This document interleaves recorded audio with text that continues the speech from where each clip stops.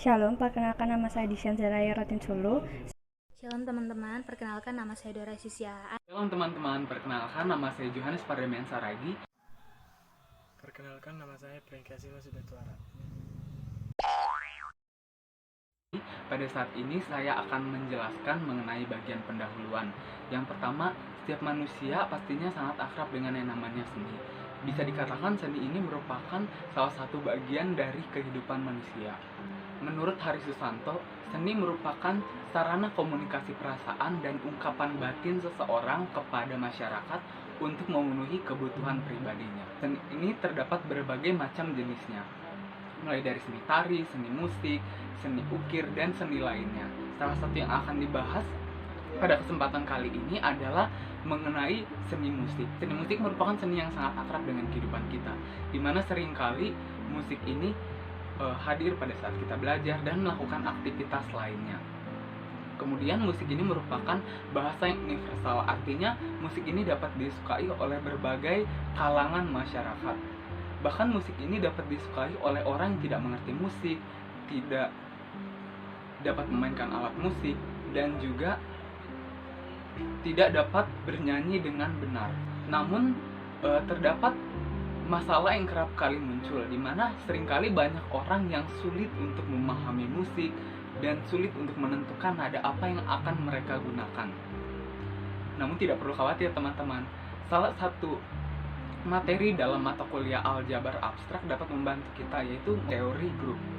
Di mana teori grup ini dapat membantu kita untuk menganalisis akord-akord yang terdapat dalam musik dengan cara mengkonstruksi akord-akord tersebut ke dalam Z12.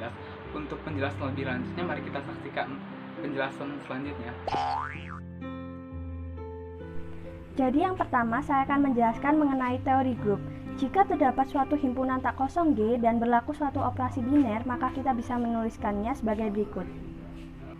Ia bisa dikatakan sebagai suatu grup apabila ia memenuhi 4 syarat. Syarat yang pertama adalah ketertutupan, kedua adalah berlaku sifat asosiatif, ketiga, G memuat elemen identitas, serta yang keempat, setiap unsur G mempunyai inverse di dalam G. Dan grup tersebut bisa dikatakan sebagai grup abelian apabila berlaku juga sifat komutatif. Berikutnya mengenai teori musik akord. Jadi terdapat beberapa macam pandangan mengenai apa itu musik. Lalu kami merangkumnya dan menjelaskan, menyimpulkan bahwa musik itu merupakan suatu suara yang terdiri dari beberapa unsur lagu dan jika disusun akan menjadi suatu karya yang unik. Kemudian untuk memainkan suatu musik kita bisa menggunakan suatu instrumen yang bisa dikatakan dengan alat musik. Salah satu unsur dalam musik itu merupakan nada. Namun jika terdapat 3 nada atau lebih yang dimainkan dan terdengar harmonis, maka hal itu dapat dikatakan sebagai suatu akord. Terdapat beberapa macam akord, namun 3 yang paling terkenal adalah akord mayor, akord minor, dan akord dominan septim. Sedangkan akord-akord lainnya hanyalah akord penunjang terciptanya suatu lagu. Di sini saya akan menjelaskan tentang hubungan teori grup dengan akord pada musik. Nah, sebelumnya teman-teman harus tahu dulu nih, kelas nada itu memiliki 7 perbedaan. 7 perbedaan kelas nada dimulai dari C, D, E, G, C, D, F, G, A, B. Nah, namun interval ini harus sama semua. Oleh karena itu diperlukan tanda crescendo untuk nilai interval yang sama seperti C ke C crescendo. Nah, seperti itu. Oleh karena itu, karena nilai interval yang sudah sama, maka yang sebelumnya ada 7 itu jadi 12 nada. Kemudian untuk fungsi transposisi itu jika pada musik itu tuh untuk menentukan tinggi rendahnya nada dalam rangkaian musik.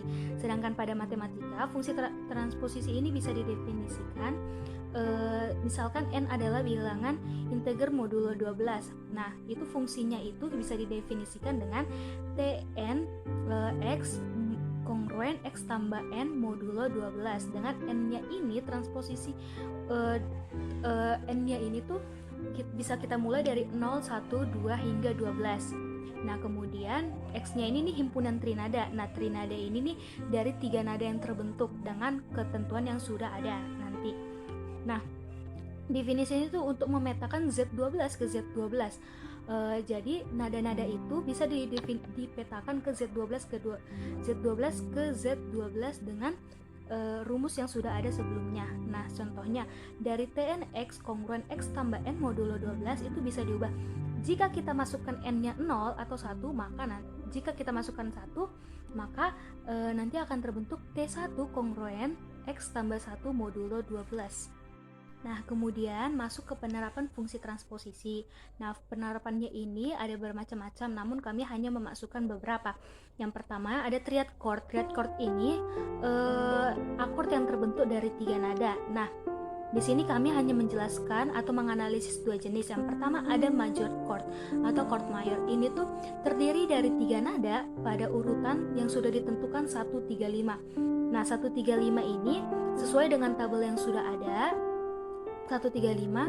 Nah, kemudian jika dikonstruksikan ke dalam Z12, maka nada dasar dengan C, E, G seperti urutan sebelumnya 1-3-5 itu akan menjadi 0-4-7. Nah, oleh karena itu, nada mayor pada musik contohnya jika nada dasarnya C, maka akan menjadi C, E, G.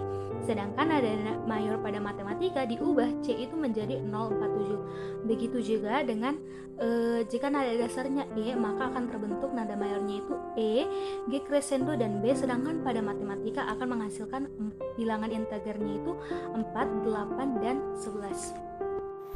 Oke teman-teman, yang kedua adalah minor chord. Chord minor adalah minor dalam musik yang ditandai dengan simbol M pada akhir nadanya. Minor chord berada pada urutan C decrease G. Jika dikonstruksikan ke dalam Z12 dia menjadi 037. Nah, operasi penjumlahan pada minor chord ini, misalkan C itu tadi menjadi C minor menjadi X minor. Kita misalkan C X minor, di mana X minor ini menjadi 037.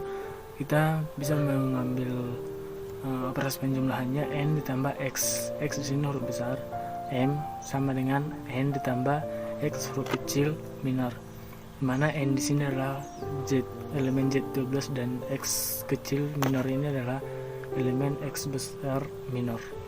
Nah, contohnya pada C minor. C di sini dalam Z12 kan 0, sehingga dia menjadi 0 ditambah X minor, 0 ditambah 037 tetap menjadi 037. Misalnya kedua adalah D minor. D minor di sini dalam Z12 ada pada urutan kedua, sehingga dia penjumlahannya menjadi 2 ditambah 037, hasilnya menjadi 239 gitu.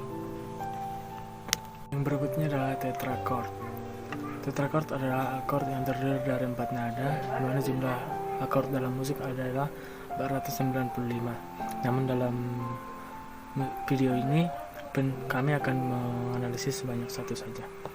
Nah, yaitu major 7 chord. Major 7 chord ini dilambangkan dengan M7 pada akhir setiap chord. Nah, unsur pembentuknya adalah misalkan CM7 sebagai chord pertama adalah CEGB. Jika dikonstruksikan ke dalam Z12 dia menjadi 04711. Operasi penjumlahannya yaitu misalkan X ini adalah C, yaitu XM7 sama dengan CM7. Nah, sehingga penjumlahannya N ditambah X M7 sama dengan N tambah X huruf kecil M7, di mana N adalah elemen Z12 dan X M7. X di sini huruf kecil adalah elemen X besar M7. Contohnya adalah C M7 sama dengan di sini kan C dalam modulo 12 dia pada urutan 0, sehingga penjumlahannya 0 ditambah XM7 sama dengan 0 ditambah 04711, hasilnya sama juga 04711. Begitu juga misalkan yang berikutnya DM7, dia pada Z12 kan berada pada urutan kedua, jadi 2 ditambah XM7 sama dengan 2691.